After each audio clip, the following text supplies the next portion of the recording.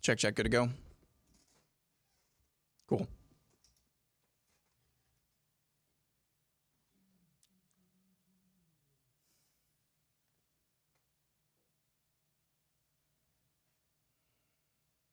Like a link that I could point out, send out like minutes before, here we go or something? Or does it not go live until we go live? It won't go live till we go live. Okay.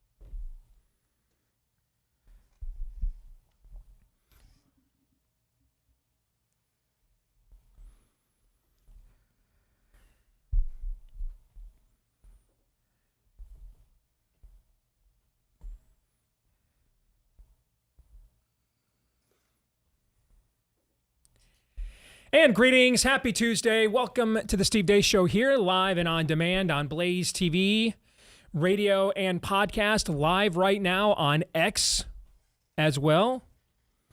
So hello to all of you. I am Steve Deace alongside Todd Erzin and Aaron McIntyre. Coming up on today's program next hour. Well, first of all, let me start back to front. The overtime today, we're going to push Pop Culture Tuesday to the overtime for subscribers because we have so much to talk about. We're not going to get to it today. But there's a new movie out right now that I want to warn you about. And this is real. This isn't, mad respect to James Dobson, but the Teletubbies are demonic, probably not his finest hour. Fair, Todd? Yeah.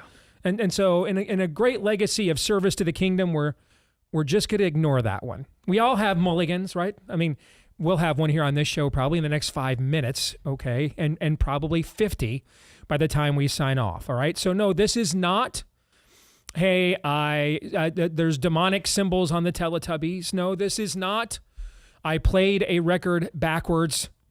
Okay, you remember that stuff from when we were growing up? Of course. Okay, I think this is straight up legit. And if your kids are into horror, I want to warn you. All right, this is, I think, one of the best made horror films I've ever seen. It's absolutely the best made horror film I've seen since Hereditary, and that movie was 6 years ago now. It might also be maybe the most demonic film I've ever sat and watched in a theater. It's absolutely one of the darkest. And I'm going to do something in the overtime today. I'm going to spoil a film on purpose because I want you to know what's in it. And I want to make sure people are warned about it. Okay? So we're going to get it. We intended to do that on today's show. Just too much stuff breaking right now. So we're going to have to move Pop Culture Tuesday to the overtime. If you want to become a Blaze TV subscriber so you don't miss it, go to blazetv.com/Deace. You can subscribe there today. blazetv.com/Deace. You'll get a discount when you do become a Blaze TV subscriber. You'll get that and all of the other exclusive content we do every single day right here just for you on Blaze TV. So that's coming up after this show. We'll record that for subscribers. Next hour, we are going to, the reason we're moving Pop Culture Tuesday is we're going to extend Idolatry or Not to a full hour. I made that decision this morning, given the amount of reaction I am getting in my inbox, in my texts, in my feed, to last night's night one of the Republican National Convention. And there are a lot of believers, people close to me in my small group, friends of mine. Okay. I mean, just contacts or just, people that love what we do and follow us on social media. This is everywhere in my mentions right now. A lot of confusion about some of the things that they saw last night. And I want to address those things, but maybe not in the way some of you are anticipating. And, I had this, what I think anyway, this prophetic experience in that hospital in Rochester, New York last April. And it was made very clear to me, Stephen, I need apostles and not assassins. Small A, Aaron, don't come at me. Small A. Is that okay? Small A? Sure. Small A, okay. Todd doesn't care. Aaron will come after me. From Todd's tradition, he's all for capital A apostles. Aaron will follow me home. All right, so small A, okay, compromise. But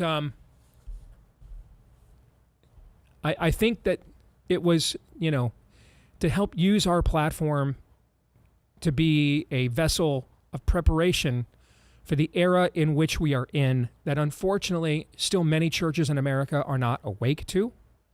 And for pretty much the last generation, with very limited exception. I mean, if you come out of certain Reformed traditions, you've been catechized into preparation for this. But aside from that, the vast majority of Christendom, Protestant or Catholic, has completely and wholly been unprepared for the times in which we are living. And last night at the convention was just one example of that and more of what is to come. And so I want to address that. I also want to address something. I made a joke on the show earlier this year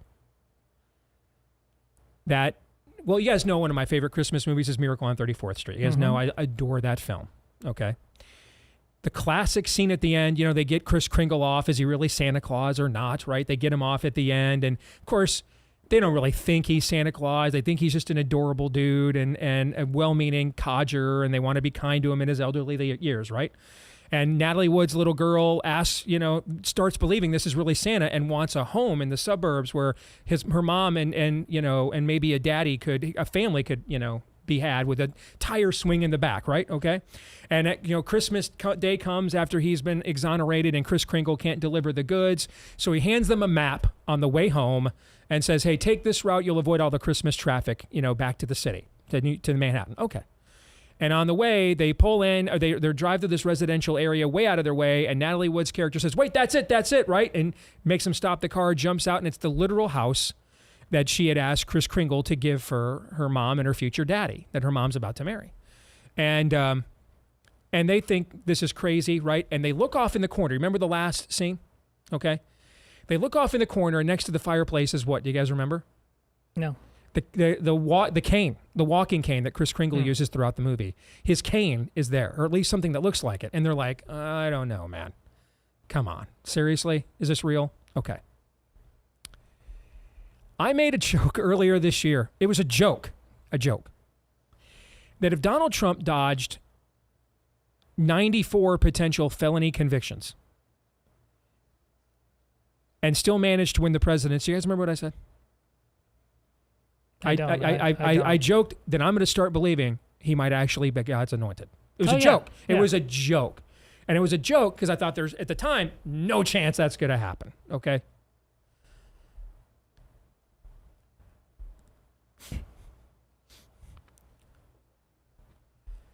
Again, I had to clarify small a apostolic for Aaron. Aaron, you stopped me yesterday and said, hey, have you seen this video? Yeah. Yeah. This is coming from me. Yeah.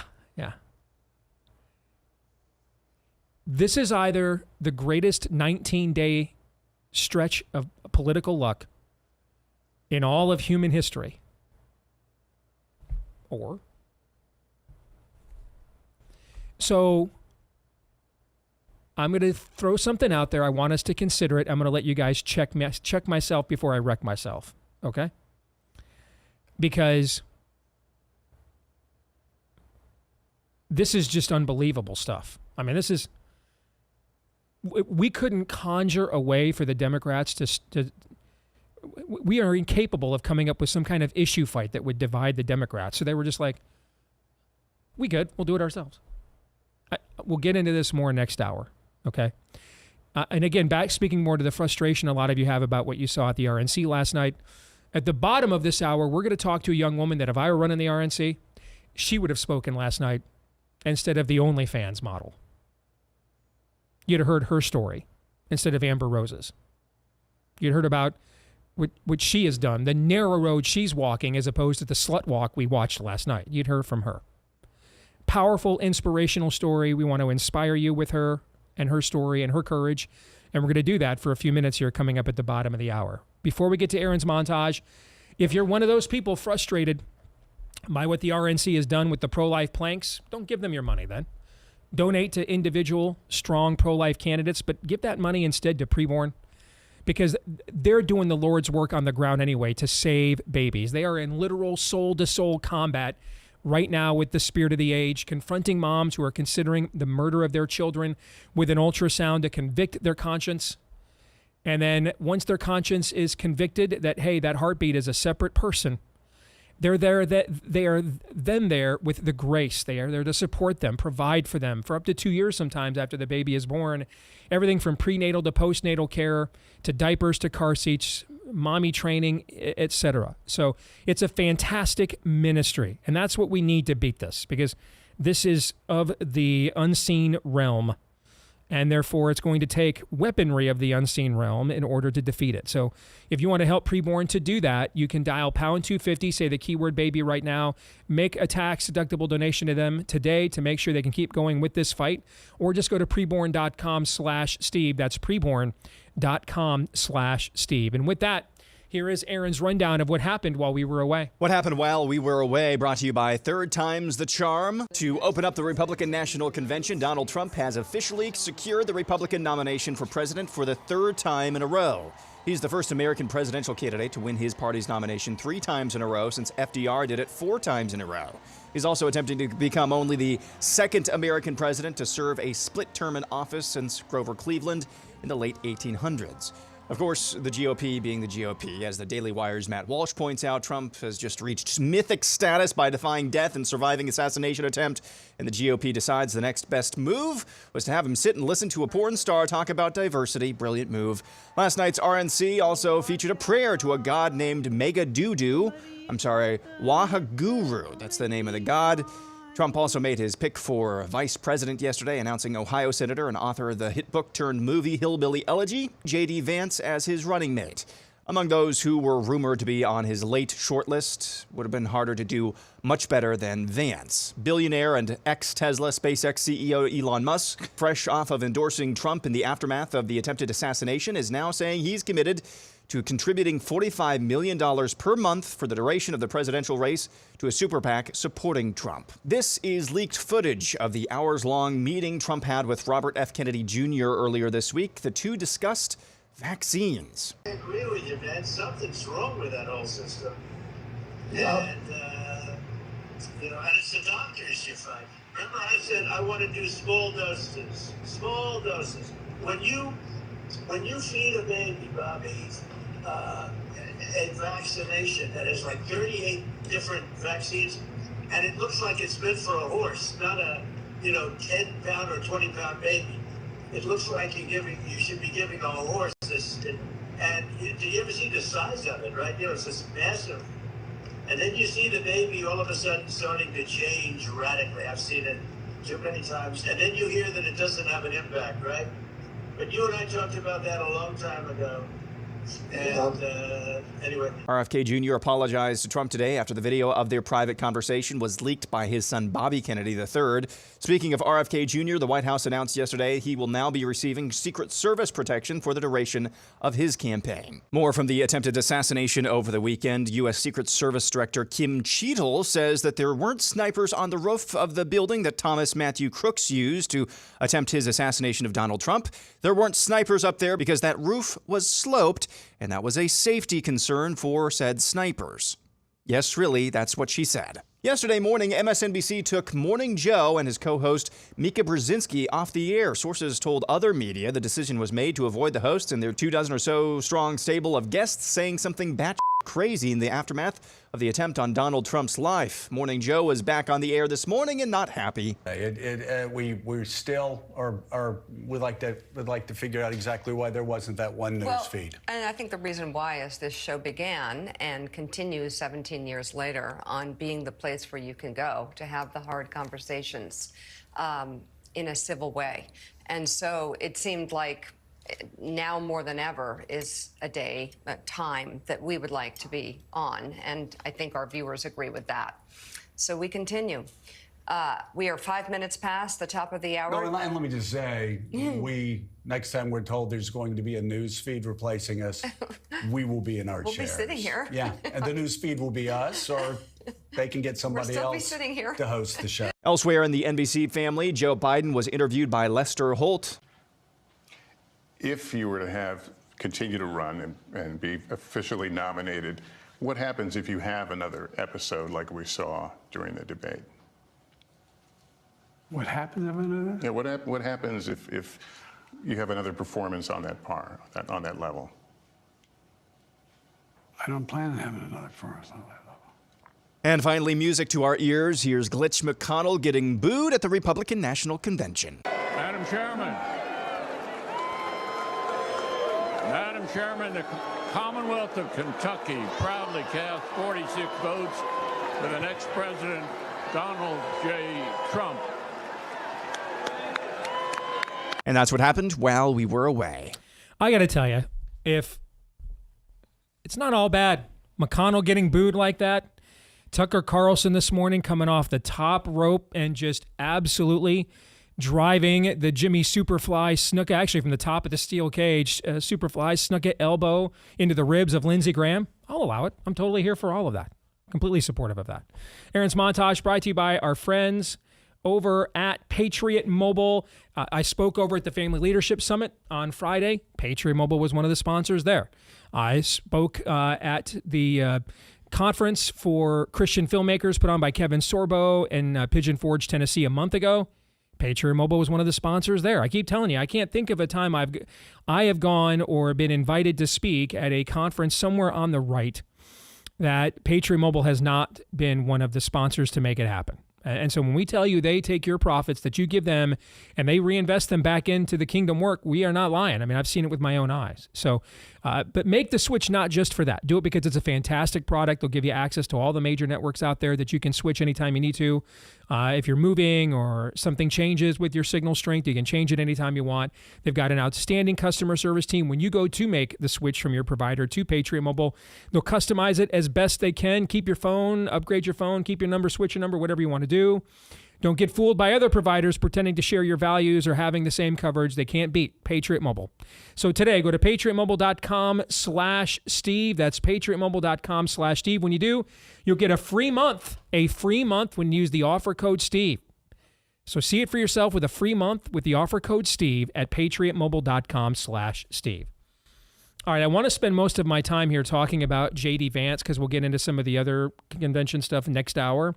But very quickly, your thoughts on that conversation. RFK Jr. has apologized, said that he had no idea a videographer was still recording when this call was happening. Okay, that's how this got out through his son. But that does not seem, I mean, I've seen Trump is the consummate salesman. So I've had conversations with him and seen him where he's looking for the entry point to make that connection. Okay. There seemed to be, at least to me, some level of thought that he has put into this, not just hey, Bobby, hope you're doing great. You know, I'd love to, have your support and we'll take a look at some of your issues and talk to you later kind of a thing. Okay. Pat on the back. That looked to me like someone that is at least, someone has brought some issues to his attention that he's at least mildly curious about or has discovered enough to at least have a conversation with kind of the Godfather about it. Well, so much has gone on in the last few years. But listen, and you've readily admitted that pre-COVID, while you knew my stances on vaccination, you had other fish to fry. That describes most people. I totally understand it. This is a Donald Trump I'm familiar with pre-COVID. And maybe I'm refreshing your memory but Donald Trump had opinions on vaccination that before we knew what a COVID was, and this was him. He had serious questions, and there were some rumors that it had to do. Now I don't know anything about this specifically, but the rumors that it may have or may not have had something to do with Barron and if he was mildly autistic or not. It doesn't matter.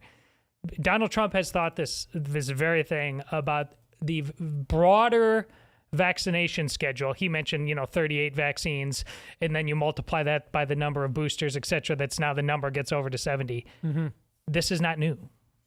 Well, yeah, and you heard Trump say that there is, we've talked about this before. So that's obviously a conversation they've had in the past. The irony here is that the guy who leaked this, who is RFK Jr.'s son, Bobby Kennedy III, I think that is, the guy who leaked this, he also blasted Trump and said, hey, these conversations need to happen in public. Yeah, you're right. They do. So at least on some level, there is awareness there. There is trepidation and skepticism on the part of Trump. I think that's good news. Didn't necessarily gloss over that. But I think Bobby Kennedy III is correct. Those conversations got to take place in public. So let's get to the selection of J.D. Vance, which came down about 2 hours after we got off the air yesterday, which he had been long discussed as the likely nominee for Donald Trump for his running mate. And I want to clear up a couple of misconceptions and pass on. I don't know J.D. Vance at all, okay? I've liked a lot of what he's had to say since he emerged as a political entity. In fact, I shared some of his initial thoughts on Donald Trump many, many years ago actually less than a decade ago, when he shared some of those as well. I didn't quite go to the Hitler card as he once did, but I had many of the same reservations that he did, okay? On the other hand, also saw when he became president, he did a much better job than I thought he was going to do. And I'm like, okay, again, still not the way I do things or necessarily who I would choose, but I'm into results. That's, I don't care, man, if it's J.D. Vance, Beggar Vance, Donald Trump, Shirley Frump, Ron DeSantis, your mom's an antis, a praying mantis. I don't care. I got people I like, people I don't like. I'm human. I've got things I prefer and ways that I like things done, or people I like doing things through but more than others. But ultimately, man, I just want to see results. We're all sinners, and I'm a big believer in the plaque that Reagan had on his desk in the West Wing. It's a miracle which you're able to accomplish when you don't care who gets the credit for it. So I'm for the name on the front of the jersey, America.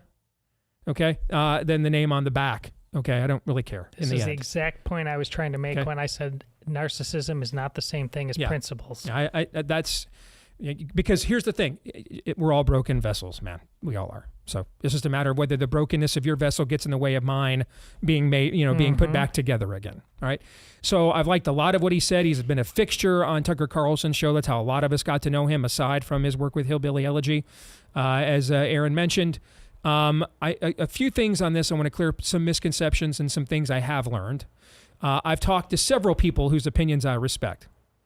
People who supported DeSantis over Trump in the primary, like our friend Josh Hammer. People who were still not completely on board with Trump post-primary, like Dave Reboy at the Claremont. Freaking love J.D. Vance. They love him. Daniel Horowitz gave an endorsement yesterday. Well, the best Trump could have probably done. That's the closest you're going to get. Fair. That's a parade from Daniel, really. That's the best you're going to get. All right. Now, I criticized. Don't take it back because I think it was the right criticism. His remarks on the abortion drug 2 Sundays ago on Meet the Press, I think it was one of those Sunday shows. I found them to be abhorrent. But I will tell you, I checked in with my good buddy Bob Vander Plaats, and I said, hey, can you ask your counterpart in Ohio what he thinks of Vance? And his counterpart in Ohio gave, an enthusiastic endorsement. I shared his wording, his exact wording on all my social media accounts, but essentially said, listen, I've seen this guy take tough stances when all the forces told him not to.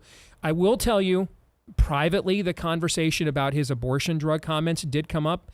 That was an off the record part of our conversation, so I'm not going to share that. Okay, but I put out that guy's endorsement from the Center for Christian Virtue in Ohio gave J.D. Vance a ringing endorsement from what they have seen thus far. So we shall see. But maybe I want to correct two things. You might be hearing that Vance said we should get rid of fire the nurses who won't obey the vaccines. This stuff went around yesterday, including from some accounts, frankly, that I like and we were on the same side of during the primary. No. That we're not going to do any more Loomer level out of context toxic sludge. We're not going to gaslight our own team. You can't gaslight your own team. You know what I'm saying? Don't do that. Well, full disclosure, I was gathering a lot of information, putting it out there as Deace Online, getting as many takes as possible about this.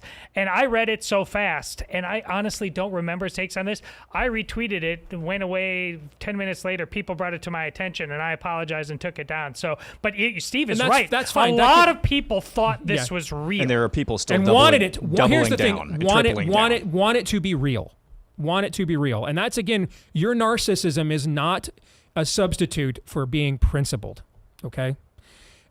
We all do ready, fire, aim in this world. We, especially working in this arena, we have to react to things all the time. We don't have time to fact check everything. I put something out over the weekend, and a buddy of mine said, hey, actually my pastor came to me and said, I looked into it, that's a scam. I said, thanks, I took it down, okay? So we're going to have to do that to one another all of the time, all right? But what I mean by lumering things is putting things out there that are negative about people that are not true, but you want them to be. Exactly. Not making mistakes, okay? Not misreading a situation and having to correct something or delete a tweet or correct a statement you made in your show, but that you put negative things out there about people that aren't in your group or faction or whatever, and you want them to be true, even if they're not. That's what I mean by lumering. You see what I'm saying? Yeah. There were plenty of people too many people who wanted the worst of J.D. Vance from the outset. They were looking for it, okay? Nope, not doing that. Not on this show. We're not doing that. Dude, if you screw up and we think that you're on the wrong side of history, we'll tell you. But we're not rooting for you to fail, okay? Christians don't do that.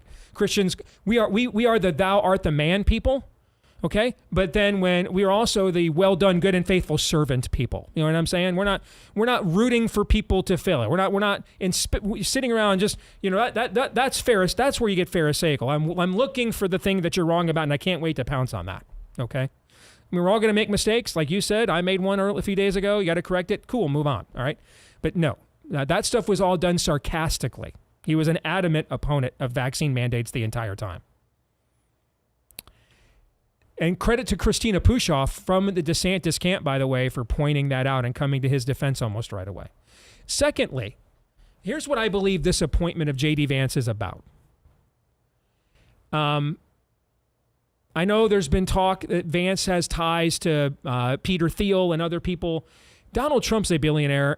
Basically almost everybody that Trump would have picked for a nominee has ties to billionaires.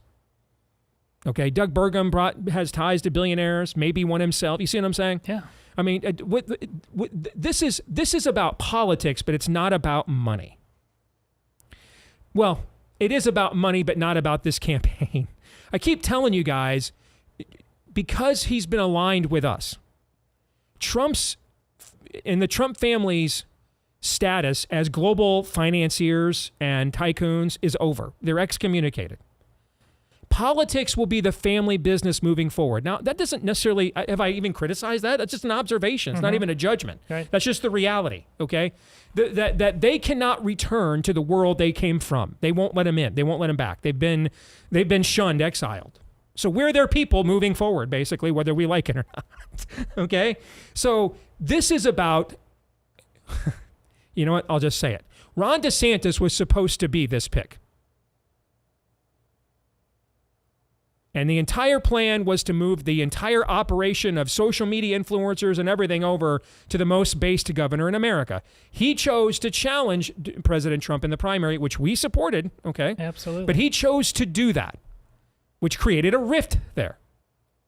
When they said, when you heard Trump loyalists on social media saying that DeSantis should have waited his turn, he's disloyal, this is what they meant, okay? What they meant was he was the heir to the throne. He was to assume this, okay? so that this could last, this anti-establishment insurgency, and whether it is one, we debate that some days or not, okay? But that's what many of the people think it is, right? Yeah. And he was to inherit that. He chose to challenge the king instead, and so that created a rift, and that therefore required someone who could replace that, fill that void.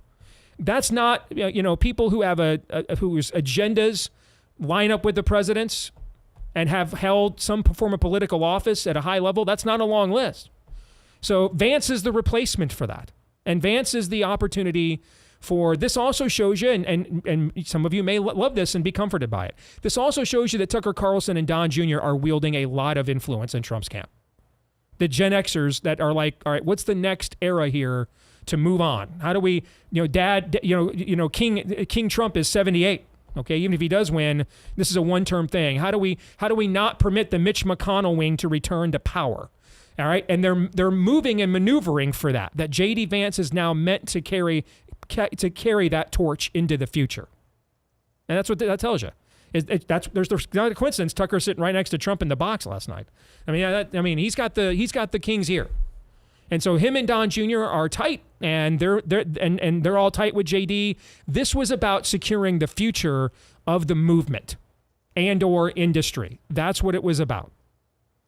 And with a guy who has demonstrated, by the way, he is a very effective communicator. Again, whether you like him or not, he's a pretty devastating communicator. He'll do great in that role. I'm told Kamala's going to wipe the floor with him, Steve. Yeah, some of the things I saw these people say last night, I just blew my mind. Okay? He is, I do communicating for a living. I train people to communicate for a living. He's a devastating communicator. He'll do excellent in that job. So that's what this is really about.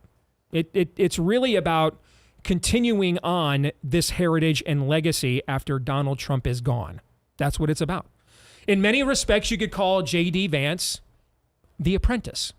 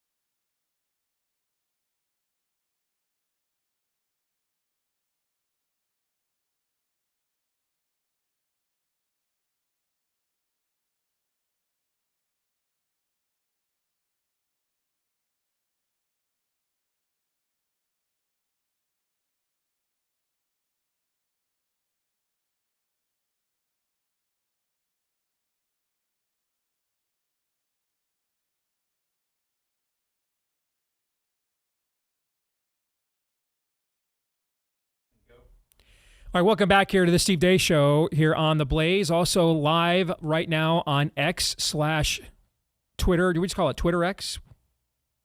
Someone suggested we do that. I believe it's Amy Coney Barrett in official SCOTUS briefings and decisions is calling it Twitter still.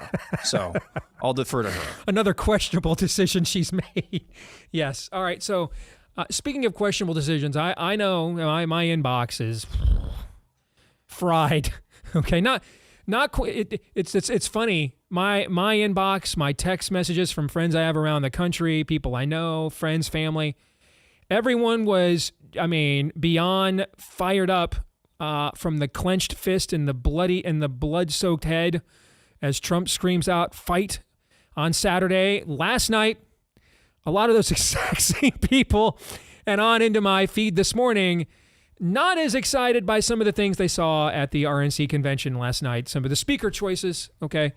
So this is providential timing. I wrote a column about the story that you're about to hear for The Blaze a couple of months ago. We've been working on having the subject of that column with us here in the studio for quite some time to come up with a time that worked. It's just providential that it happens the morning after. This is the kind of discussion that I think, if I were running the show, this is the kind of discussion I think that I would have used that platform for America to hear, are stories like this. Because this is right on the front lines of the spiritual battle that's happening in America today. And I hope after the next 15 minutes or so that all of you walk away fired up again and inspired again as we welcome in Ariella Krause to the show.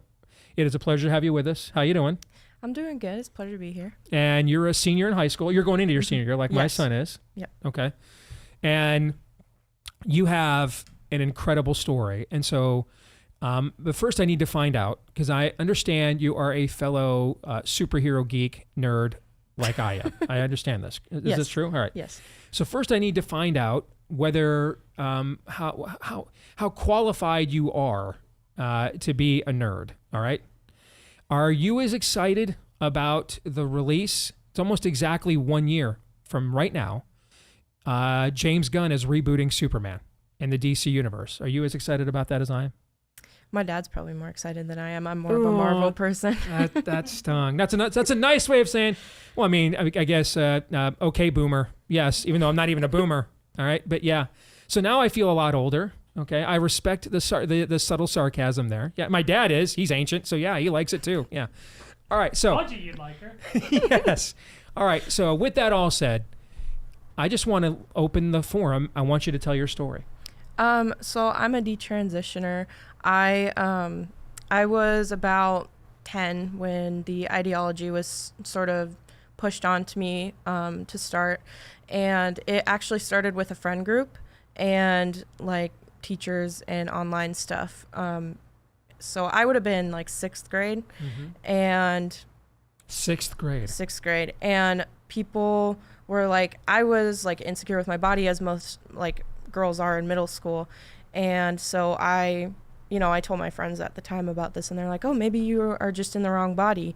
And so I believed them because, I trusted my friends. Most middle schoolers are very, reliant on their friends.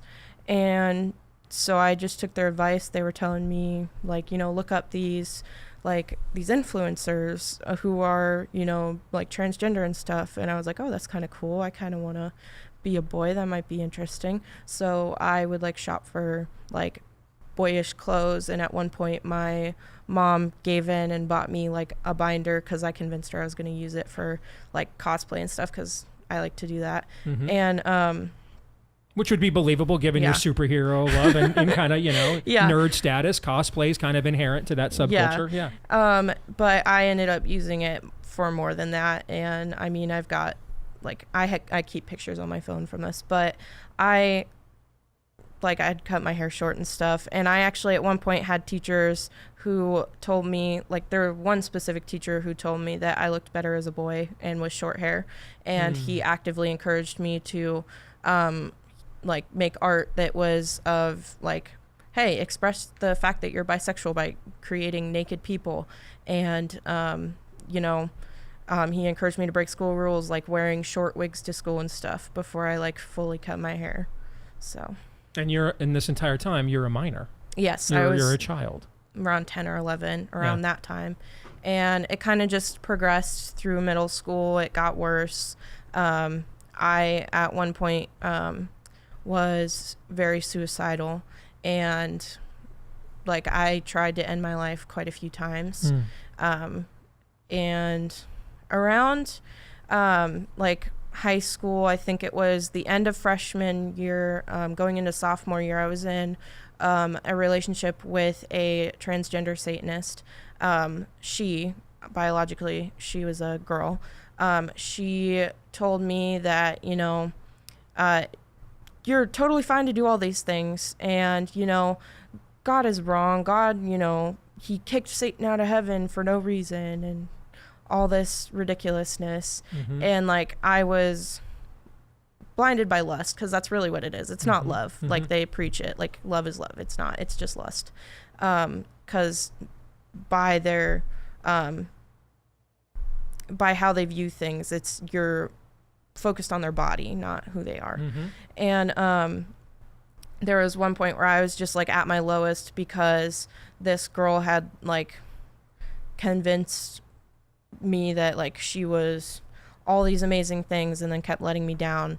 That I was just like, I cried out to God one night. I was like, there's no hope for me at this point. I mean, I don't want to be here anymore. If you like, God, if you don't prove that you're real or show yourself to me, I'm going to kill myself then, like tomorrow. And that night I actually had a dream, and the dream was, in the dream there were two fields, and they were like cut like perfectly across in the middle. And one field, the field I was standing on, was like barren, like cracked, dry ground. There was a dead tree, and that was it.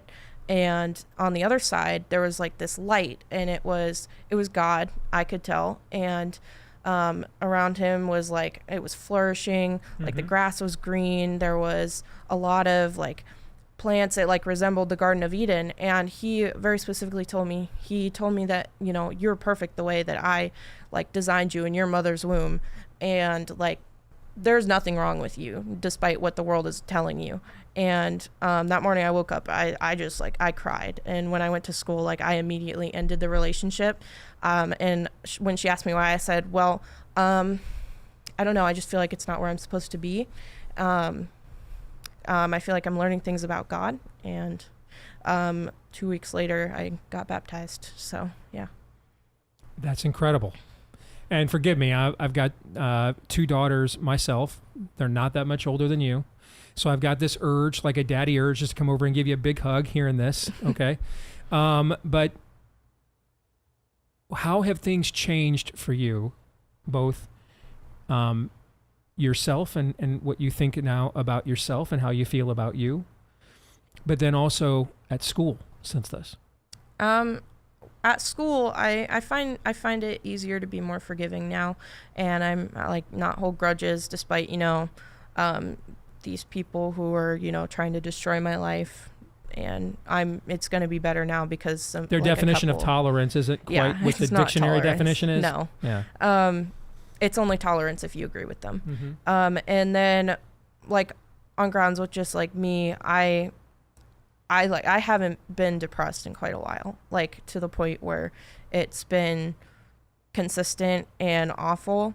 And yeah, it's just been so much better for me. I finally have a place to turn to when I feel like there's nobody I can talk to, because, you know, God's always there for us, and we don't have to worry about really, well, there's still going to be conflict even if you are Christian, but you have to, you know, trust in him because he has a plan for you. So now do you sense a desire to help other young people that were falling into the pit that you were in, and to help them out the way that God helped you out of that pit? Yeah, because I feel like I can see a lot of things that I couldn't see when I was blinded by this ideology that they, you know, put in your face and say, oh, this is like the Holy Grail. This is going to, you know, fix your life. You're going to be great. Because a lot of like these kids are coming from broken homes or depression or anxiety, and they're looking for a way out of it or a way to feel better. And that's what these people are promising them. So if you give them another option, they might be mad at you. Like at first, like my parents were constantly giving me like we're not going to call you that because we named you your name for a very specific reason, because my name means lioness or lion of God. And so they wouldn't call me that, like the name that I chose. They wouldn't refer to me as a male. And so we just have to be like firm on it. It's about consistency. You talked about the influence social media had on you, and I've discussed a standing theory on this show many times that I think a lot of cases like what you almost fell into comes from social media is now in many cases the peer group for young people. Yeah. Okay, and any boy who tells you they never noticed another boy's nakedness in the high school gym locker room is lying to you. We all look, okay? But in our era and generation, it wasn't socially acceptable to talk about that. So you may look, but like you weren't going to go like tell and blab to people about it because people would think you were weird and they'd, So some of that kind of policed a little bit of that. It was a phase, you grow out of it and you just move on with your life. You see what I'm saying? In your era, it is encouraged now to express literally everything going on in your lives in a very public fashion. Yeah. And I wonder how many young people fall into this pit because that's their peer group. And they don't feel like they could have these conversations with a church or their parents or others. And so because some of it is they don't want to be told they're wrong, as you just pointed out. And so affirm me that I'm okay and that I don't have to change anything. I jump online, I make a TikTok video, a bunch of people jump in my feed and say, well, sounds like maybe you're a girl trapped in a boy's body or something, right? And you don't want to push against that because then they'll be like, well, there's nothing wrong with it. Are you a bigot or something? And now you risk being shunned.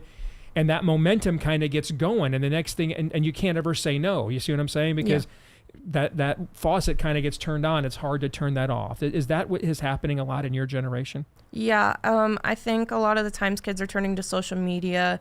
And I think more than social media, I feel like it's the actual people who are behind the profiles who are reaching out to these people. When I was 13, I had a 17-year-old reach out to me. So grooming. Yeah. And he basically he wanted to see parts of me. He was into like the whole gender change stuff. And he thought it was, he like fetishized it. And there were a lot of people like that. Like I had adults messaging me. And I don't think these kids realize that like that's not okay because that they're being set up to be groomed, basically, is what's happening.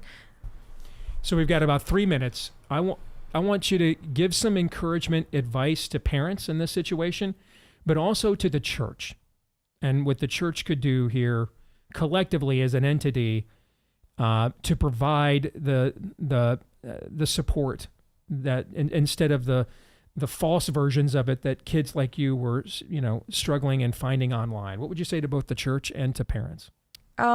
I'd say for parents, be honest with your kids. Don't give in to their demands. By leniency, we're giving them a way to fall deeper into this hole that they're digging themselves. So, do like what my parents did. Don't call them by whatever name they want.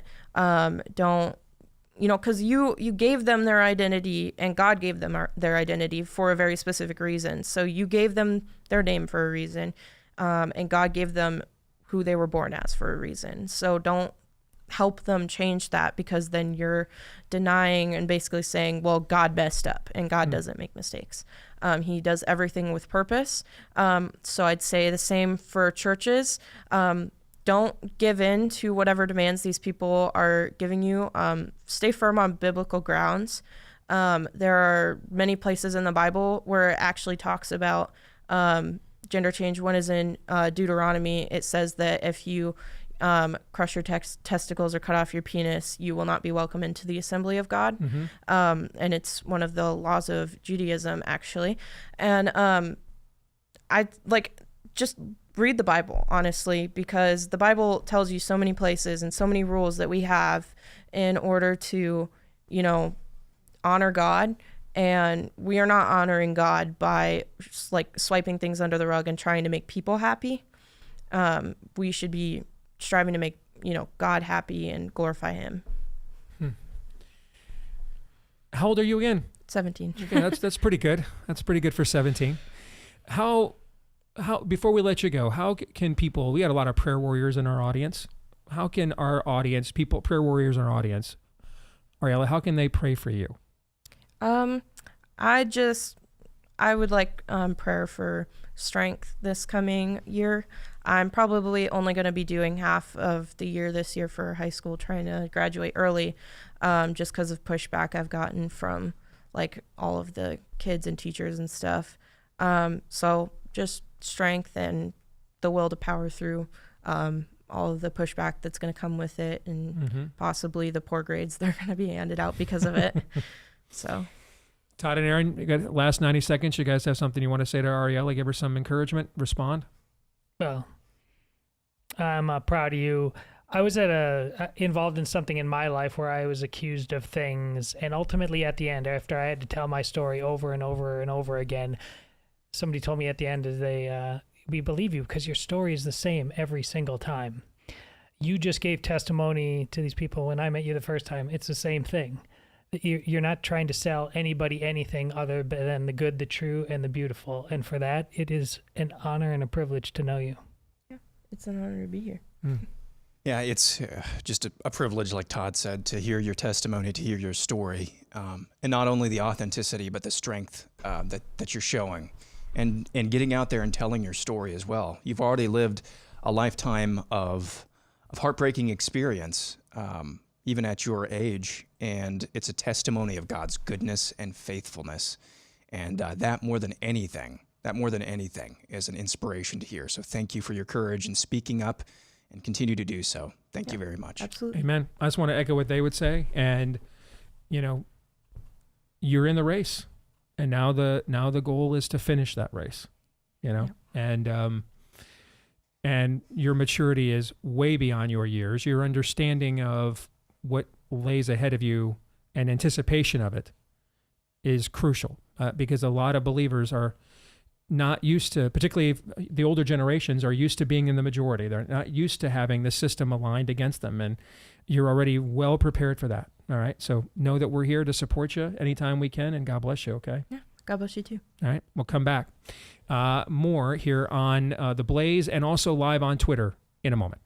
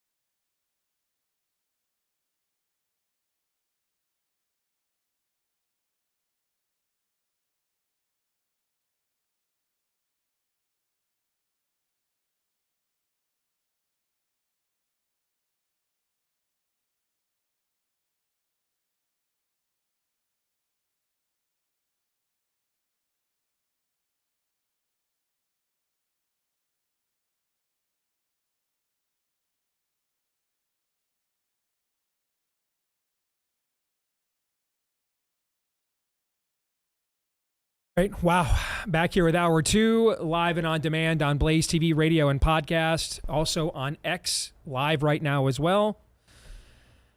I must confess, I know I mentioned it on the air, but during the break, I had to give Ariella a daddy hug. I mean, what an incredible story that was. And necessary, and a story that America needs to hear. Okay? They don't need to hear from Amber Rose. Amber Rose needs to hear from Ariella. That's what needs to happen. Amber Rose needs to hear from her. Okay? Real courage. Every day Yep. has fellow students against her, has faculty against her.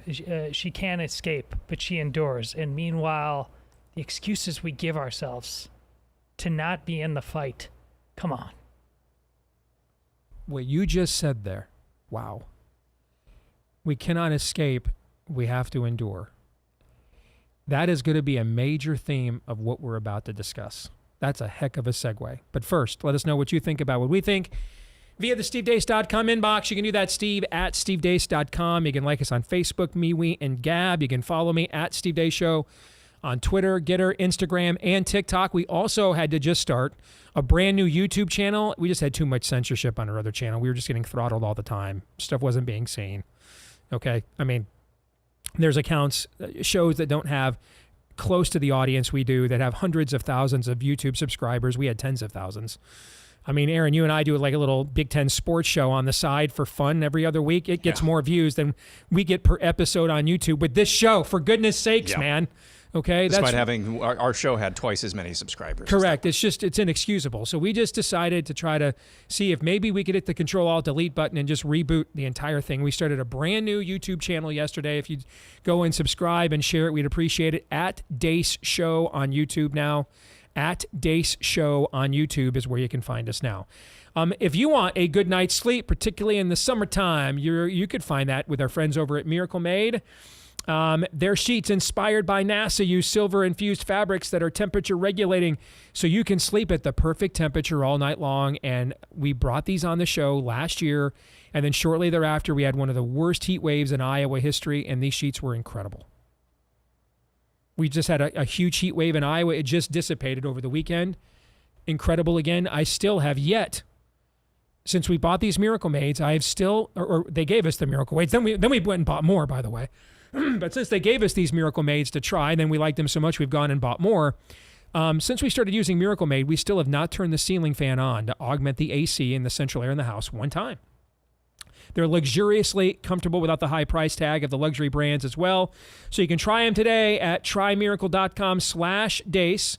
And whether you're buying them for yourself or as a gift, if you order today, you can save over 40% off. And if you use our promo Deace at checkout, you'll get 3 free towels and save an extra 20%. So you can't beat it, folks. Huge savings at trymiracle.com, discount code Deace. Trymiracle.com, discount code Deace. All right, I want to spend this whole hour in the overtime. I teased it earlier. We're going to get to a film I want to warn you against seeing. I don't think I've ever done that before on our show, by the way. And it's precisely because it is so well done. And the subject matter, I want to warn you against seeing it and against other people seeing it. And I'm going to get into it. And then Todd and Aaron, you guys can tell me in the overtime if you think I'm overreacting based on what I tell you. Got it. And if you are, cool. Okay? I want to hear that. Because if anything, I get attacked. Attack's a wrong word. That's kind of a wimpy take on my part. If anything, I get criticized. Is that fair? Okay, attacked is, no, I'm not attacked. Okay, I get paid well to stand up for what I believe in, and the standard of what is when I'm attacked should be a lot higher than 20 people emailed me. Fair? Okay, sure. That was soft. Forgive me. All right. I often get criticized more so on the grounds that I'm too lenient when it comes to what I'm willing to culturally absorb. Fair? Yeah. So in all the years you guys have known me and or been on this show, how many times have I come on here and said specifically, I just watched something and I don't think people should see it because I think it's that dark. Maybe it's happened before. I don't know when that's occurred off the top of my head. Yeah, if you tell people not to see something, you just because it sucks. Yeah, that's usually it. That should give you an indication of how dark I think this movie is. Okay, and so we're going to talk about it in the overtime today because we're going to spend the entire hour here on 2 different iterations of idolatry or not. All right. And I made the decision, the executive decision this morning to tackle this one. I've alluded to it a few times already during today's show, based on the volume of reaction that I am getting. Ministry contacts and people I know around the country, friends of mine personally, political contacts, okay?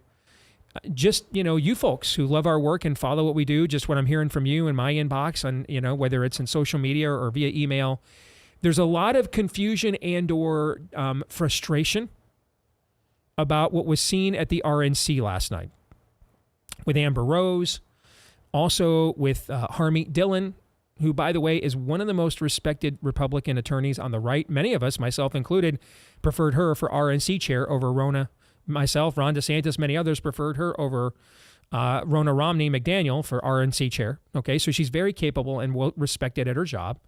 All right, and she gave a Sikh prayer last night at the RNC convention. And so there's a lot of confusion to frustration about this. I want to spend some time addressing this, but maybe not the way you're thinking. I want to prepare you for more of this. I want to prepare you for more of this.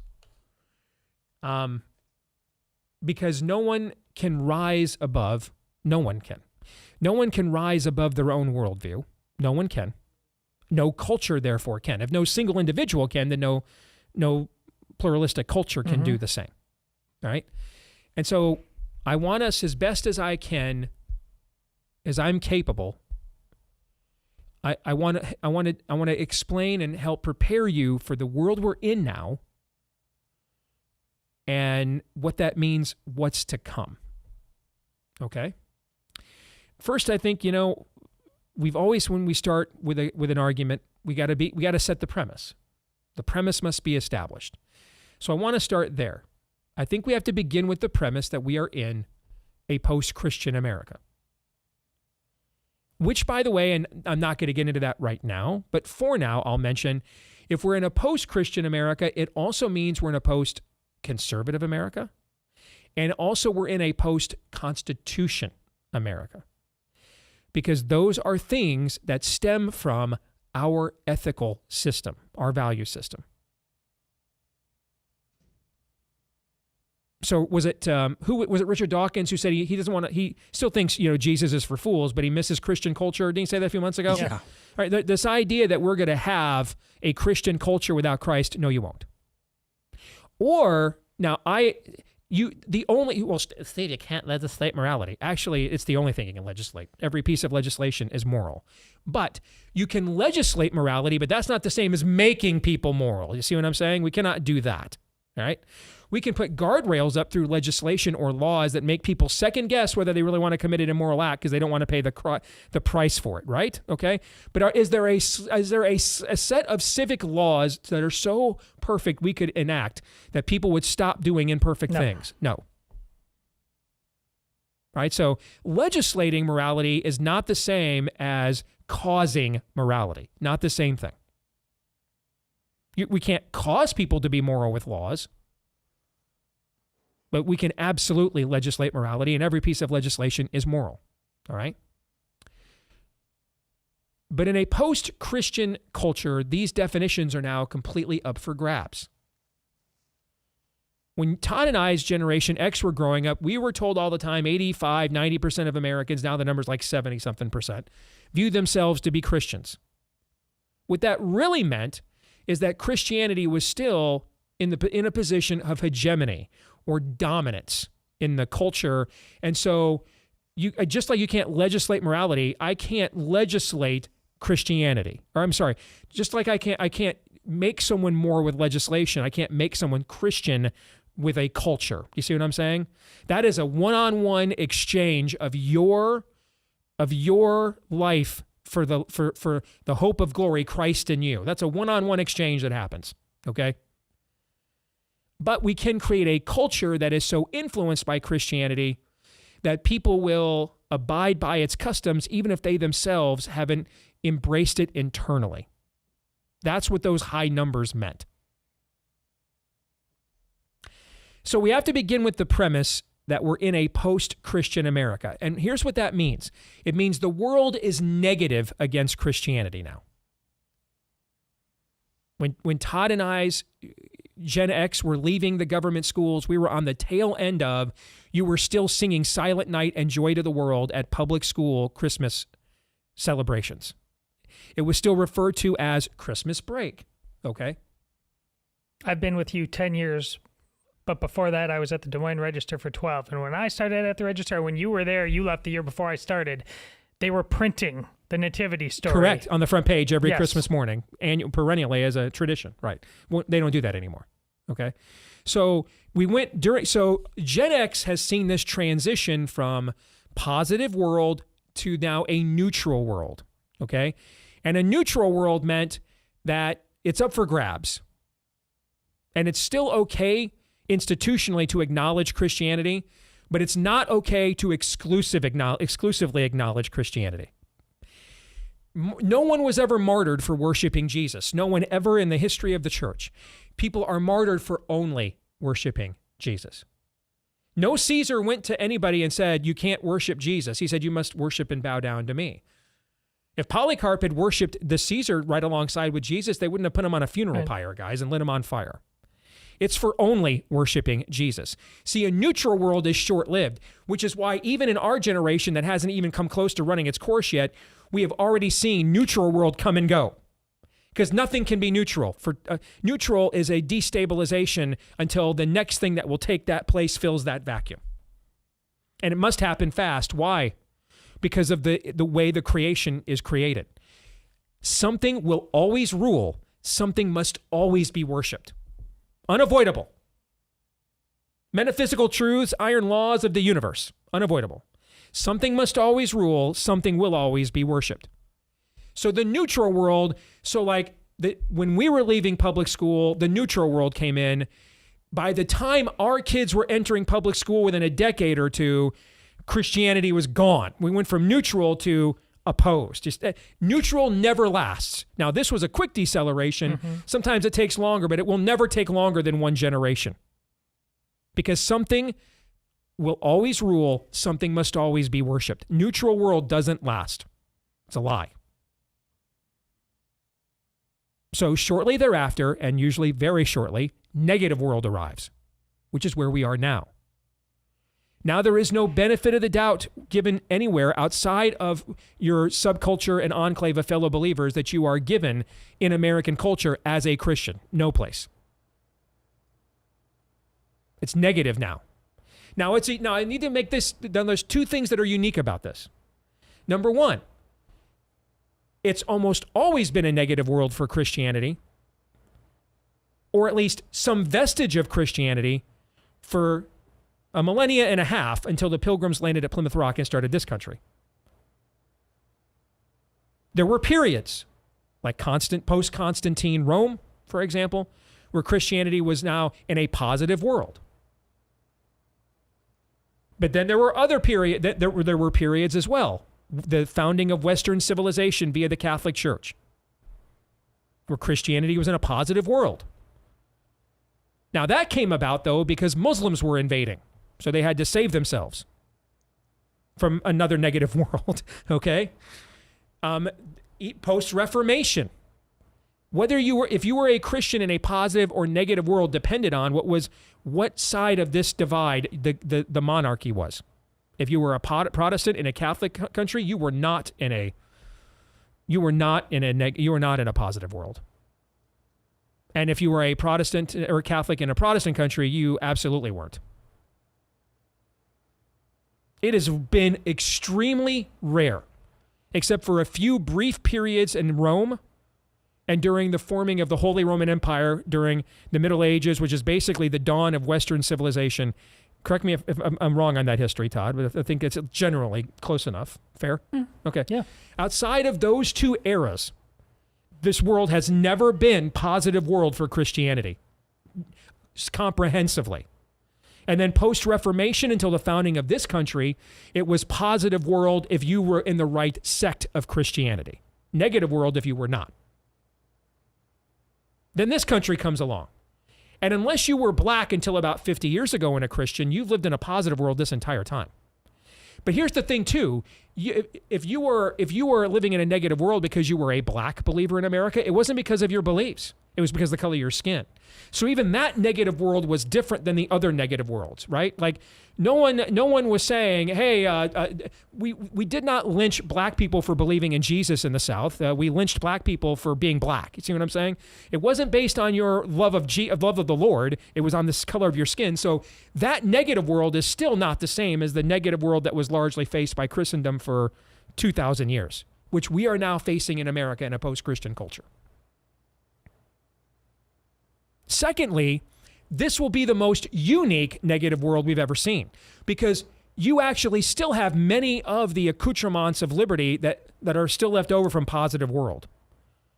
We're not in control of any meaningful institution in the culture right now, not even the church, frankly. The church is, even within the church, there's a remnant of people who are spirit-filled and are interested in actually, onward Christian soldier that know what time it is, all right?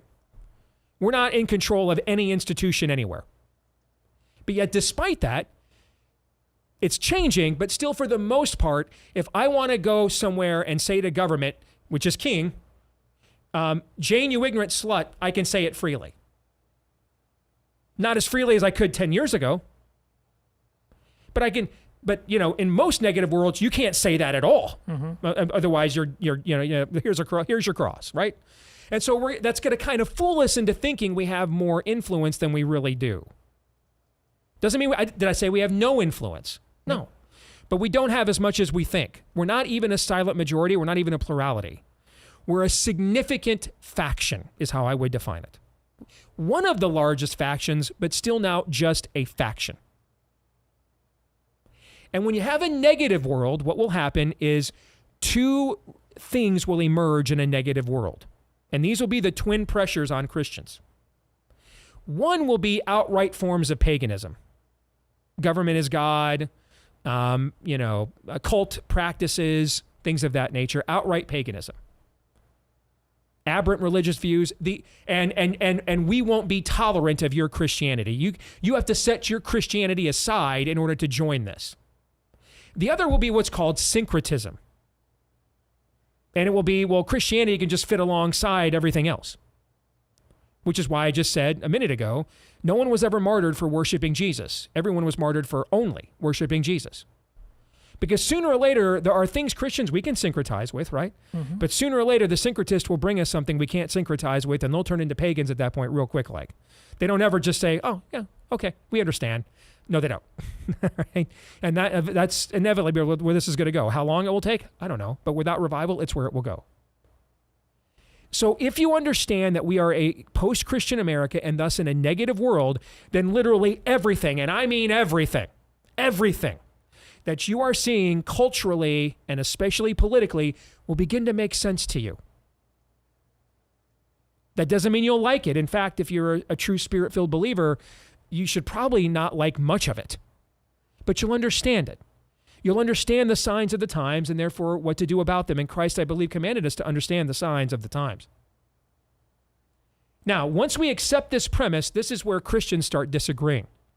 Because the question is then, therefore, how do we proceed from here? If you look at the New Testament epistles, we're doing one right now, Romans, for a Bible study. Paul spends much of his time in these epistles laying down ground rules for what it means to navigate a negative world. What does it mean? Render unto Caesar that which is Caesar. What's rendered unto him? What's rendered under God? Well, what about all the stuff that's in between? That's not really a lot of things. So what about all the stuff that's in between? Who are we rendering that to? There are a lot of debates about that, okay? And sometimes Paul, by the way, just referees the debates. Doesn't even necessarily take a side. He referees it. Now, the Reformers differed on these things too. Almost immediately during the Reformation, a group called the Anabaptists emerged. And they came to the conclusion that there's no way to engage the world without getting the stain of the world on themselves. And so they kind of created a Protestant monasticism. These are traditions like Mennonites, Quakers, Amish, okay? They've retreated from the larger world to avoid being stained by it. In gray areas, or areas where the Bible does not specifically address things, and voting is one of them, by the way. There is very little voting in the Bible, and almost every example of it is bad. Some of you will say, well, the disciples cast lots to replace Judas. That's not the same as voting. Again, this is where you need to know the context, okay? The disciples were all Jewish. The Jews believed that the Lord controlled the casting of lots. And so casting lots was not to express the will of the people, but to discern the will of God. Do you see what I'm saying? Yeah. They cast lots to see what God thought. When we vote as an expression of what we think, what we believe. That's not the same as the casting of lots. It's not the same at all. There's very little voting in the Bible, and most of it is bad, like give us Barabbas. So we're in a real gray area here. And more than ever, we need each other, folks, more than ever. Doesn't mean we can't argue, disagree vehemently. Doesn't mean people can't get called out. But as much as possible, as Paul's going to say later in Romans, live in peace with everyone as much as you possibly can. We need Christian unity as much as we can get it. And I think the only way we're going to be able to maintain that in negative world is we're going to have to radically defend one another's rights of conscience. So if you think you can proceed into a sector of the culture without succumbing to it, don't shame those who are, who disagree and are less convicted with you. If you think you can stand up there last night, for example, at the RNC event when someone's giving a Sikh prayer and you're like, this isn't a real God, it's not a real person. This is a figment of someone's imagination, and in my head, I'll just silently sit here and praise Jesus. Okay. Don't do the Sikh prayer. Don't do that. Paul would say, don't do that. Don't sound out the words yourself. Don't do that, okay? But if you can take part, Harmeet's very gifted and talented at what she does. God gave her some serious giftedness. She's used it for our value system. You want to honor her and applaud her and support her, but don't do her prayer, okay? I've got no problem with that, and neither should anybody else. On the other hand, if you're like, I can't believe they allowed that last night, I'm out, I've got no problem with that. We're going to have to radically defend each other's consciences. And if you're willing to engage something and someone else isn't, it doesn't mean that they have less courage than you or care less than you. And if you're not willing to engage something because you think it goes over the line and someone else is, you're not self-righteously better than them. Or as you said, narcissism isn't a substitute for being principled. By the way, this also explains why I have not heavily invested in the platform fight. You guys know from listening to my show in the early years, I mean, I could do GOP platform tonight. I mean, I could do whole shows for weeks on the GOP platform, okay? I was involved in getting people on platform committees, help writing party platform planks, okay? I mean, then I got a bunch of these people elected, and I was like, wait a minute, I'm voting for people that haven't even read this dang thing. What is it, the Stu Iverson moment? Yes, the chairman of the party was like, I've not even read the platform you guys came up with, Deace. Oh, okay. Well, there's that, all right? To me, all I see is we went from a great platform. I've joked often, the Republican Party platform looks like the Apostles' Creed expresses a political platform. We've gone from this great platform that almost no one adhered to that was loaded with Christian ethics, but almost no one acted on any of it, to this platform of minimal Christian ethics, but the people that are currently in power seem more willing to at least act on the limited scope of Christian ethics than the people who approved the previous platform. Is one better than the other? One worse than? I don't know the answer to that. So to me, that juice isn't worth the squeeze, not worth me getting in the middle, taking strays and handing out shots. If you disagree, I respect that. I respect your conviction. I wish you well, and I hope that, we can work elsewhere in the kingdom. But if you're not understanding that now you're part of a coalition now, you're not calling the shots anywhere in the culture. I mean, we just had an interview with a young lady, God bless her, but her parents probably thought when she came home and said, treat me as a boy, they're not even calling the shots in their own house right now, let alone in the broader culture. You see what I'm saying? We're not calling the shots. And that means we have to live in the world as it is. Now, the challenge is we can't violate God's word at the same time. And so how far can we go with that?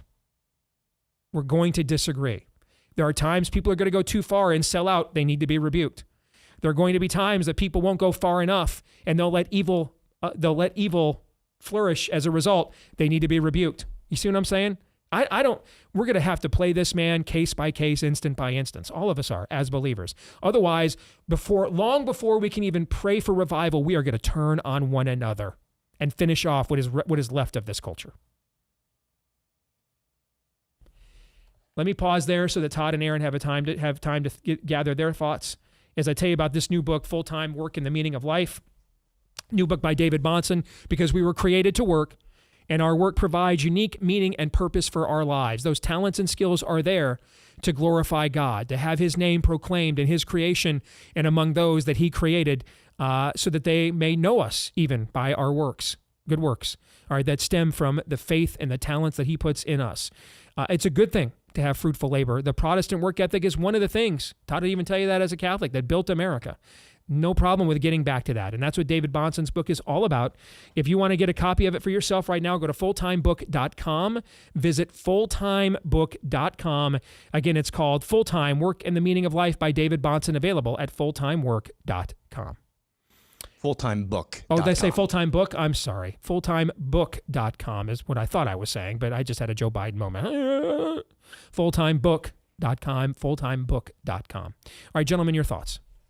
Well, I didn't necessarily expect anything on day one simply because Trump was almost assassinated, an entire parting of the clouds. So I sit down and watch that convention, and I was watching. I wasn't watching just a live stream of nothing but convention. I wanted to watch CNN and MSNBC and see how they navigated their hatred for Trump and wishing he was dead to the fact that they had to try to look like human beings. So I missed parts. But I do know this. I was so bored by what I saw.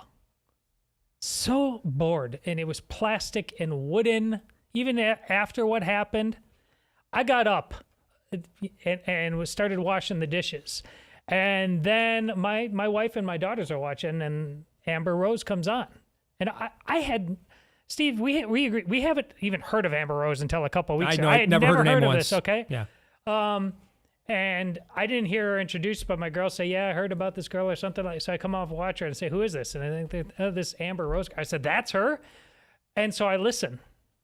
And I know about her background and everything, but if you're being honest with yourself and you heard that speech and how she delivered it, and you don't have to agree with every word, but if you set the past of everybody aside, I said out loud, I said, that's the best speech of the night. And if that's true, whose fault is that? Whose fault is that? That's a problem. And by the way this is being advertised about Harmeet, not mentioning, oh yeah, she was almost the RNC chair, just in an island, she said a prayer, a Sikh prayer. Nobody's mentioning that there were at least, I had to go back and count because I missed them all.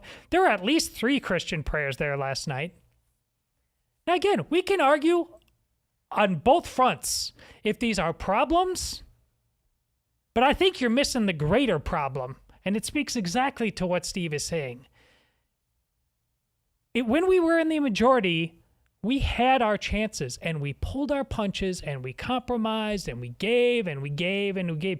How in the hell are you surprised that it looks like this now? Mm-hmm. You can either have the New York that is the way it is right now, and that's what you're going to get at the Democrat National Convention, or you can get the New York of Donald Trump, which is basically the 70s and the 80s and the 90s. And again, that's not Christian Valhalla. I get it. But I think also, again, if we're being honest with yourselves, there's no way I'd let my kid go to college in the state of New York anywhere these days. I would have let my kid go to college in the state of New York back in the 70s, 80s, and 90s. In the immediate aftermath of Donald Trump already getting assassinated, did you see in Milwaukee? Protesters. There's no off button with them. Showing up. Marching. That's the level of evil we're up against. So I don't even know. People are acting. Christians are acting like they're confused that yesterday is the reality we live in. That's not being wise as serpents. And I'm sorry, Aaron, I went on too long. You're good. That was great. Aaron, I'll let you have your take when we come back here in a minute. And then there's something else I want to bring up. You guys may have to save me from myself. All right? Stay tuned.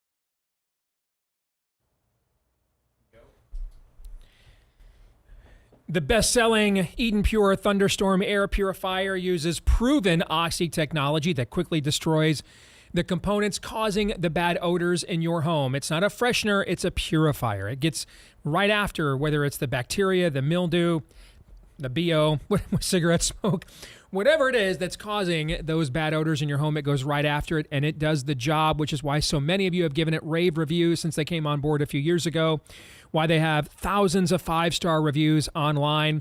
So get the 3-pack right now for whole home protection. Put one on every level of your home, or if you've got a split level or a ranch, you put it on a couple of levels, maybe save one for the garage.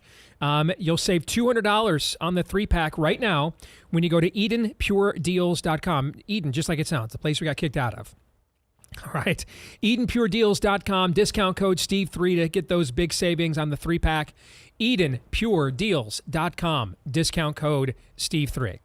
All right, so Aaron, I want to give you a chance to chime in here as we're finishing up this first part of idolatry or not. And if I could sum it all up in one sentence, it's basically what I'm trying to say here is we're in America right now still. We can still mostly speak freely, still mostly travel freely, still mostly believe freely when we used to be totally able to do those things.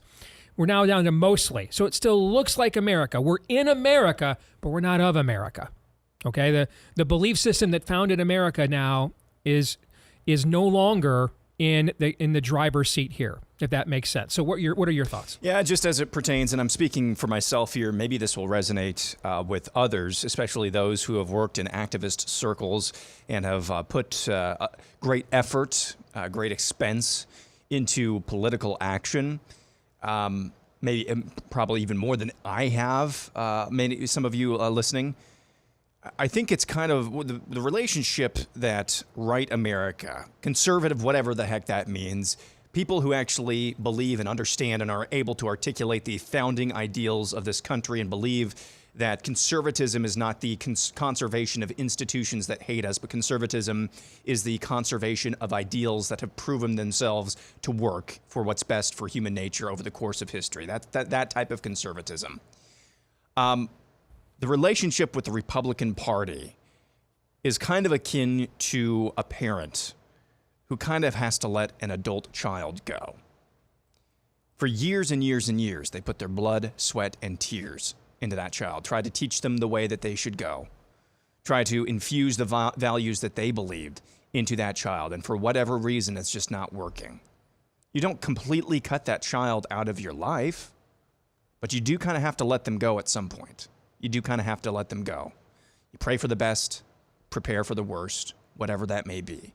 That's kind of where I am with the Republican Party right now. And I think that's kind of an offshoot a little bit of the conversation that you just had, Steve. I just saw something somebody tweeted at me that is a perfect example of what not to do. Okay? So before we move on, can I use this example? The Republican Party and its platform embraced abortion and pride. Real Christians need to use the 4th line on the ballot. Pray for who to vote for. Right now we have a uniparty. Okay. This is new. The uniparty that you woke up 5 days ago, 5 minutes ago. It's new. Does somebody know what was this conservative Valhalla before Trump? I mean, did I not do all those shows all those years? Like, what the hell is George W. Bush doing? Why are we growing government? What is race to the top? What is Common Core? I mean, what's McCain, Kennedy, amnesty bills? Yeah. What is did that stuff not happen? Did we just all wake up? Did America start when Donald Trump came down an escalator? There was no Earth. There was no America before this. Now, along the lines of what I just said, if it is true that on some level the Republican Party has absolutely embraced abortion and the rainbow jihad, let's not correct. I mean, let's not lie to each other here. We don't. That's not. We don't tolerate any gaslighting of the brethren on the show. Okay, that's absolutely true. It is somewhat new, Todd, that they codified it into the platform in ways they have not before, even though they were more than winking at, nodding at it for several years before this event. So I'll give some people some grace that maybe the fact that it's actually in written form now as an official decree of the party is something that's new. Fair. It's new, but it's new because they can get away with not lying anymore. Correct. It wasn't that they just started thinking this. No. Yeah, this is a codification of what they've long been thinking. Okay. So let me say this very plainly. If that is your out, God bless you. Fine. Yep. No argument. It's absolutely legit. Absolutely legit. But he doesn't stop here. He then goes on to say, real Christian. No, don't do that. There's a lot of that going around. Yeah, don't. A real Christian is not determined by what they think of. Well, that's what's destroying the Southern Baptist Convention. What's your view of Donald Trump, Beth Moore?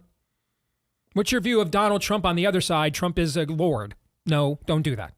Donald Trump is no plumb line to determine who real Christians are. Even Romans 1, bro, we're doing this. Paul goes into the center of the known universe, knows all the paganism is there, and he says, I can work with this. Yes. Christ is king. And he goes to work. Yes. Real Christians, you're taking on Paul, brother. You comfortable with that? Real Christians might be like, I can't stand Trump sometimes, but he's not going to put the brethren in prison, which is what Joe Biden is trying to do. So I think it'd be real cool to not have my fellow brothers and sisters in Christ go to prison for what they believe. So I'm going to vote for him. If for no other reason, then maybe he's Darius, okay, and he lets us actually live in the Holy Land. You see what I'm saying? He's used as a metaphor. There's lots. Don't do that. You're not a real Christian if you stood up there last night and applauded Harmeet Dillon for being an outstanding public servant, which until she prayed last night, we all agreed she was. You and I were just talking about that during the break, Yes. Todd. No one prior to last night's Seek prayer had any complaints about Harmeet Dillon's capabilities as a public servant. Nobody did. In fact, many of us, myself included, admired her from afar. All right? So don't do the Seek prayer. Don't say, well, because I admire Harmeet and her capabilities, I'll pray to whatever realm or don't do that. Don't do that. Okay, don't do that. On the other hand, don't be like, if you even watched that last night and clapped after she was done, if you stood there and didn't storm the gates like the Maccabees stormed the temple when Antiochus Epiphanes slaughtered the pig, you're a fraud. Don't do that either. We're in a negative world. We're going to need one another. And there are, as Augustine observed 2,000 years ago, there are many sheep without, but many wolves within. There are many wolves that we're going to need to take out because a good pastor feeds the sheep and shoots the wolves. Let's not shoot the sheep. Fair? Let's not do that. We're going to find out. Well, on our show, and again, just like I said to my friend Shannon Joy on her show last week, how bad do you think I think it is, and I think it could get, that prior to even his near assassination, I was desperate for Trump to win? And by the way, 4 days ago, the three guys on this show who go to war with each other every day didn't even agree on that. Okay. All right. So I said to Shannon, how bad do you think I think it is that I think we're desperate for Trump to win? Doesn't mean you have to agree with me, but ask yourself, how bad do I think it is that I'm like, this guy I've got 15 problems with, better win or we might be screwed. Is it fair? Okay. You need to ask yourself, can I do this without staining my testimony? And then number two, can I extend grace to those who disagree? How bad must it be that I am now the one saying grace and unity, folks? That's not necessarily, if we're being honest, those have not been the lead pitch points of this program since I started it 18 years ago. No. Doesn't mean they were non-existent, but they weren't kind of at the focal point. Taking out the trash was. Well, in a negative world, we need one another because I still thought we were in a positive world. And so when you're in a positive world, it's much more about taking out your own trash. See what I'm saying? Yeah. When you're in a negative world, it's much more now about survival. We good now? Yeah. To move on? Aaron, Yeah. you okay to move on? Yes. Okay. Before we do that, a word about our friends over at the Freedom Chamber. If you are a pro-American business owner, you are not alone. The Freedom Chamber is open for business. I did a call with these guys a few weeks ago. Man, they are fired up. Fired up to help build the parallel economy that can allow us. One way you move into a positive world is you build a parallel economy. so you don't have to keep funneling the money you're making into the institutions and entities and endeavors who hate you. So if you have a small or medium business, they want to help you make your voice heard. They've got exclusive benefits to help business owners grow and protect their business by building a future rooted in faith, family, and freedom. So don't sit on the sidelines any longer. Unite, like we were just talking about, our voices to fight back with strength in numbers. It's the Pro-American Business Network. Join today at freedomchamber.net. Again, that's freedomchamber.net. And the Freedom Chamber is a dynamic, innovative organization established to empower American businesses across all sectors. So if you want to help them build the parallel economy around faith, family, and freedom, you want to go to freedomchamber.net. That's freedomchamber.net. Okay. Part 2 of Idolatry or Not. And this is now where I need you guys to check me, I think. Or maybe. I'm just going to say maybe. Earlier this year, I joked on this show that if Donald Trump really was able to dodge not only his own historically low negatives, but I think it was 94 was the number, 94 potential felony convictions, and be elected president of the United States, I'm going to start believing he's God's anointed. I was joking. Mainly because it was something I thought had no chance of occurring. But then I've lived through the last 19 days. And these last 19 days have seen the following in chronological order. The earliest presidential debate in American history, which was asked for by his opponents asked for it, that resulted in all of America being exposed to his opponent's biggest weakness, the dementia of President Biden, and that his administration and the media have conspired for years to hide it. Next event. That exact same debate, which again was asked for by his opponents. Trump had no leverage to ask for anything. He's trying to stay out of jail in New York. They came to him. So this debate, which his opponents asked for, ignited a still ongoing and unforeseen Democrat civil war within the opposition party none of us would have predicted. Next, he got a verdict at the Supreme Court on immunity. He didn't get necessarily what he wanted, but it got enough to at least stall their attempts to try him in the D.C. gulag and put him in prison there for J 6th. Next, he had his possible prison sentencing in Manhattan postponed on July 11th. Then, 2 days later, he survived a literal near-death experience by mere centimeters. And again, I got to tell you, man, yeah, there were several things at that convention last night I'm not a fan of.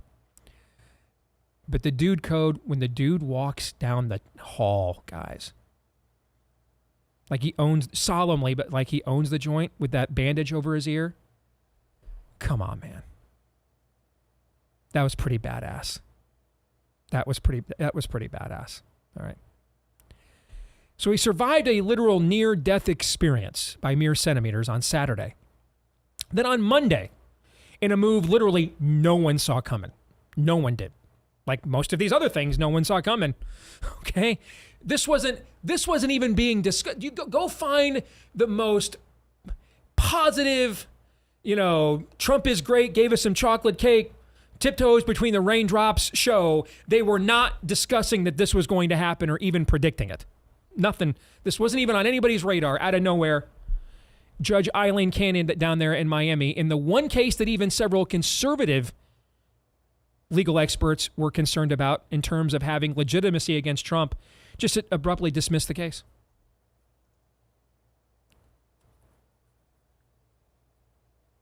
Dude. This is the greatest run of random political luck in human history. Nothing's ever happened like this. Or what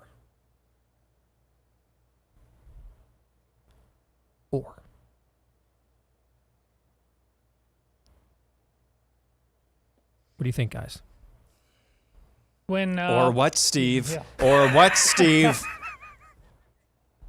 Yes. Listen. Or I walked into that house in suburban Long Island and I saw Kris Kringle's cane sitting over there by the fireplace. Or that. You see what I'm saying? Or that. What's okay? more impressive in terms of a string of luck? Kamala Harris going from Montel's side piece to within an eyelash of the presidency. Now, she worked hard for that, if we're being honest. She worked hard for that. Okay? She didn't catch strays. She went looking for them, brother. She worked hard for that. But I hear you. Go ahead, Todd. So here's the crucial point about that. When God's anointing comes down upon a person, is that supposed to be the occasion to start an entirely new religion? No, that's a key point. Yes.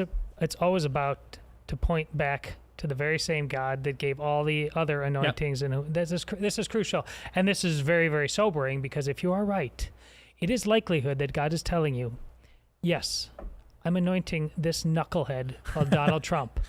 Yeah. And you should read like that. He's anointed plenty of knuckleheads, guys, if you read the scriptures, yes. okay? You should read that in two ways. That means I want all of you. Yes, all of you. And two, if you do not take this one seriously, this might be your last chance.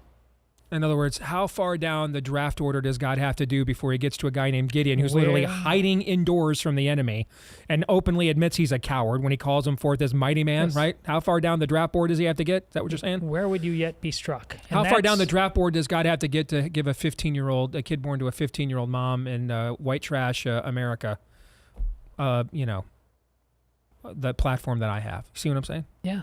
And so, yes, now if he's using OnlyFans model and Harmeet Dillon of the religion Sikh and not you, ask yourself why. That'll preach. I don't think it's that controversial to say, in the sense that in the anointing, appointing sense, that every leader, God appointed Joe Biden. Does anybody disagree with that? God is the one who is in control. He is the one who raises up leaders, even wicked ones. I don't think that's up for debate.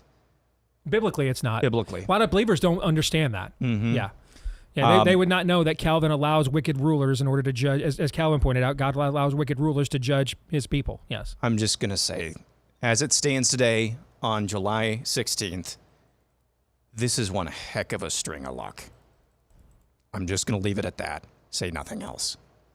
And that's from the cessationist on the stage, guys. Romans 8:28.